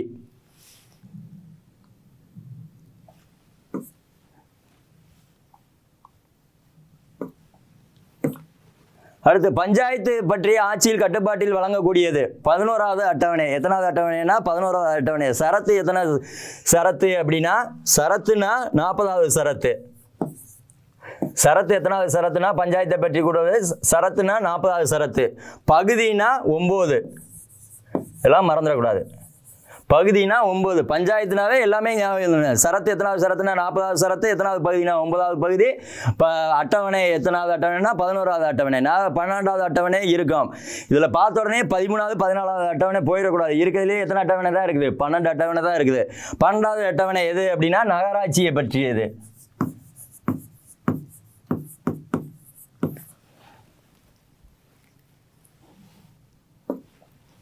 அடுத்த கொஸ்டின், எந்த அரசியலமைப்பு திருத்தம் அரசியலமைப்பின் 8வது அட்டவணையில் 4 புதிய மொழிகளை சேர்த்தது? பாருங்க, 91, 92, 93, 94, 92. மொத்தம் நம்ம சுதந்திரத்துக்கு அப்புறம் ஃபர்ஸ்ட் ஒரு மொழியை சேர்த்திருப்பாங்க. எத்தனாவது சட்ட திருத்தம் அப்படின்னா 21வது சட்ட திருத்தம். 21வது சட்ட திருத்தத்தின்படி எந்த மொழியை சேர்ப்பாங்க அப்படின்னா சிந்தி மொழி. அடுத்து 71வது சட்ட திருத்தம்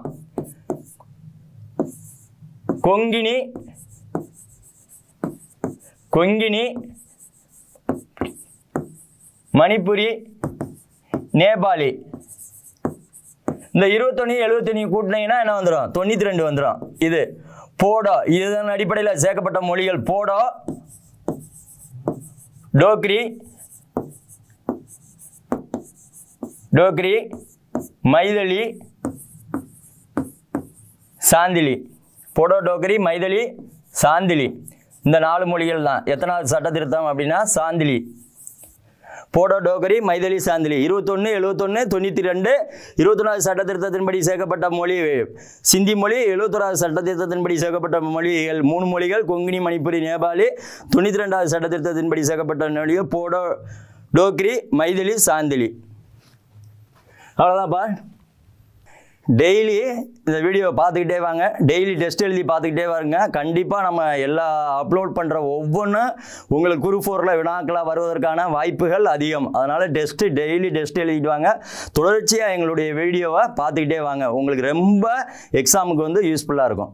பல்லாயிரக்கணக்கான காவல்துறை அதிகாரிகளை உருவாக்கிய கணியன் IAS அகாடமி நிறுவனத்தால் விரைவில் அறிவிக்கப்படவுள்ள சார்பு ஆய்வாளர் தேர்வு மற்றும் காவலர் தேர்வுகளுக்கான ஆன்லைன் ஆஃப்லைன் கிளாஸஸ் மற்றும் டெஸ்ட் பேட்ச்களுக்கான அட்மிஷன்ஸ் நடைபெறுகிறது. பயிற்சி வகுப்புகள் போட்டித் தேர்வுகளில் அனுபவமிக்க ஆசிரியர் குழுவால் நடத்தப்படுகிறது. தமிழ் மற்றும் ஆங்கில வழி மாணவர்களுக்கு வகுப்புகள் நடைபெறும். வாரந்தோறும் மாதிரி தேர்வுகள் மற்றும் முழு தேர்வுகள் நடைபெறும். ஒவ்வொரு மாணவருக்கும் சிறப்பு கவனத்துடன் மாணவர்களின் சந்தேகங்களை தீர்க்க தனி மென்டார் குழுக்கள், ஆண்கள் மற்றும் பெண்களுக்கு பாதுகாப்பு வசதியுடன் தரமான உணவு மற்றும் விடுதி வசதி ஏற்பாடு செய்து தரப்படும். அட்மிஷன்ஸ் குறித்த மேலும் தகவல்களுக்கு 7845454747 and 9995554353. Kaniyan IAS academy, number 101, வக்கீல் புதுத்தெரு, சிம்மக்கல், மதுரை.